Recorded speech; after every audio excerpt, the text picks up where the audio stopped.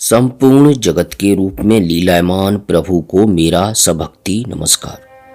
प्रिय भक्तों, यद्यपि परब्रह्म परमात्मा ओमकार स्वरूप भगवान श्री शिव और भगवान श्री विष्णु के नाम स्मरण की अनंत महिमा वेद शास्त्रों में विस्तार पूर्वक वर्णित है, तथापि कोई कोई यह कहा ही करते हैं कि भाई हम नित्य ईश्वर का स्मरण करते हैं, फिर भी हमें इसका कुछ भी फल मिलता प्रतीत नहीं होता। इसका क्या कारण है? इसी प्रश्न पर भाई जी ने जो अपने दुर्लभ विचार प्रकट किए, जो लेख उन्होंने लिखे, उसी पर आधारित है यह वीडियो, इसलिए इसे पूरा अवश्य देखें। प्रकृति का यह अटल नियम है कि कोई भी कार्य क्यों न हो, उसे उपयुक्त पद्धति या विधि के साथ करने से ही वह सफल होता है। यही बात ईश्वर स्मरण के संबंध में भी है। यदि उसे विधि पूर्वक किया जाएगा तो निश्चित ही वह शास्त्रोक्त फल का दाता होगा। कितने ही भोले भाले भाई कहते हैं कि परमात्मा के नाम स्मरण में नियम की आवश्यकता नहीं है। श्री गोस्वामी तुलसीदास जी महाराज ने कहा है, तुलसी अपने राम को रीज भजो के खीज, उल्टे सुलटे नीपजे खेत पड़े सो बीज। अर्थात राम को प्रेम से अथवा द्वेष से किसी भी प्रकार भजो, उसका फल अवश्य मिलेगा। जैसे खेत में बीज सीधा पड़े चाहे उल्टा, वह जमेगा अवश्य। परंतु वे भाई गोस्वामी तुलसीदास जी के आशय को समझे नहीं। गोस्वामी जी जैसे मर्यादा के पोषक महात्मा शास्त्र विरुद्ध आदेश कभी नहीं दे सकते। उन्होंने इस दोहे में भजन विधि का खंडन नहीं बल्कि समर्थन किया है, और इसके प्रमाण स्वरूप इस दोहे में खेत शब्द बैठा है। बीज उल्टा पड़े या सीधा, इसकी विशेष परवाह नहीं है, परंतु उसके लिए नियमानुसार उर्वरा भूमि, यथोचित हवा पानी और रखवाली की जरूरत तो रहती ही है। इसलिए गोस्वामी जी ने जो रीझ और खीज शब्द रखे हैं, उन्हें विकल्प मात्र मानना चाहिए। दोहे का तात्पर्य तो यही है कि शुद्ध अंतःकरण रूपी खेत में ही ईश्वर नाम स्मरण रूपी बीज उगता है, न कि अशुद्ध मन रूपी ऊसर भूमि में।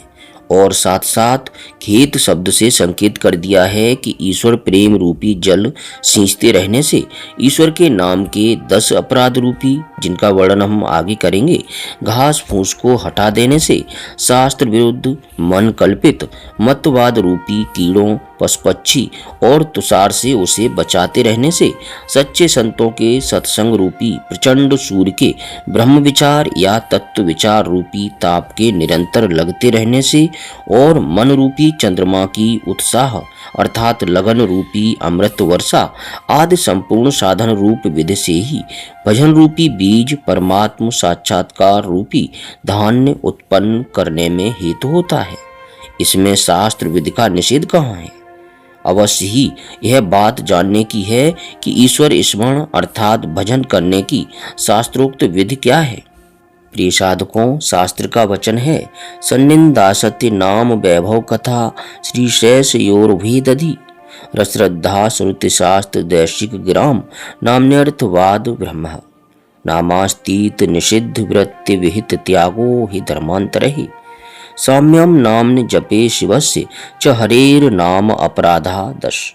अर्थात पहला संतों की निंदा, दूसरा असत अर्थात पापी पुरुष के सामने नाम के वैभव की कथा कहना, तीसरा शिव और विष्णु अथवा उनसे उपलक्षित गणेश सूर्य शक्ति में भेद बुद्धि रखना, चौथा वेद वचनों में अश्रद्धा, पांचवा शास्त्र वचनों में अश्रद्धा, छठवां सदगुरु के वचनों में अश्रद्धा, सातवां ईश्वर के नाम की महिमा को अर्थवाद समझने का भ्रम, आठवां सब पापों को मिटाने वाला ईश्वर का नाम मेरे पास ही है, इससे मैं जो जो पाप करूंगा वे सब के सब नाम लेने से ही मिटते रहेंगे, ऐसा समझकर पाप करते रहना। नवां ईश्वर के नाम से सबसे अधिक पुण्य होता है, इसलिए संध्या वंदन, गायत्री जप, देव पूजा, दान, यज्ञ, तप आदि अन्य कृत्य करने की आवश्यकता न मानकर नित्य नैमित्तिक वेद शास्त्रोक्त शुभ कर्मों को छोड़ देना। और 10वां ईश्वर के नाम को अन्य धर्मों के बराबर समझना। ये भगवान शिव और विष्णु के नाम जप संबंधी 10 अपराध हैं। अतएव इन्हें छोड़कर ईश्वर का नाम जपना चाहिए। इसी भाव को लेकर किसी महात्मा ने कहा है, राम राम सब कोई कहे, दशरथ कहे न कोई। एक बार दशरथ कहे, तो कोटि यज्ञ फल होय। अर्थात राम राम सभी कहते हैं, परंतु नाम जप के 10 अपराधों से रहित होकर नहीं जपते। यदि इन 10 अपराधों से रहित होकर एक बार भी जपे तो कोटि यज्ञों का फल होता है। आश्चर्य है, शास्त्र की ऐसी स्पष्ट आज्ञा होते हुए भी कोई शिव और विष्णु में भेद मानते हैं, परंतु ऐसा करके वे अपना अनिष्ट साधन करते हैं। भगवान के किसी भी नाम और स्वरूप की निंदा न करते हुए भगवान के समस्त नाम मेरे इष्ट के ही नाम रूप हैं, ऐसा समझना चाहिए।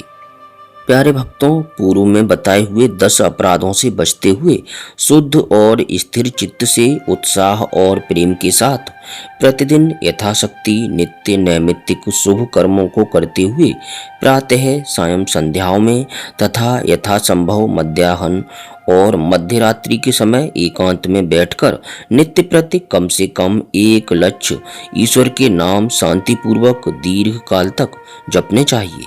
ईश्वर के नाम के जप में चित्त की वृत्ति को लगाकर राम, कृष्ण, शिव, विष्णु, ब्रह्मा, गणपति, सूर्य, शक्ति, नृसिंह, गोविंद, नारायण, महादेव आदि ईश्वर के प्रसिद्ध नामों में से अपनी रुचि के अनुसार किसी भी नाम का जप किया जा सकता है।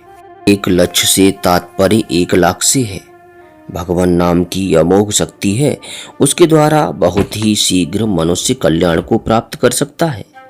नाम परायणता में, नाम में विश्वास, नाम में आदर बुद्धि, नाम में प्रेम, निष्काम भाव, नामार्थ चिंतन, निरंतरता और गोपनीयता, ये 7 भाव मुख्य हैं। इन भावों से युक्त होकर नामाश्रय करने वाले पुरुषों को नाम के चमत्कार पूर्ण प्रभाव के शीघ्र दर्शन होते हैं। इन 7 भावों को विस्तार से पढ़ने के लिए आप वेबसाइट www.divyagyan.com पर जाएं।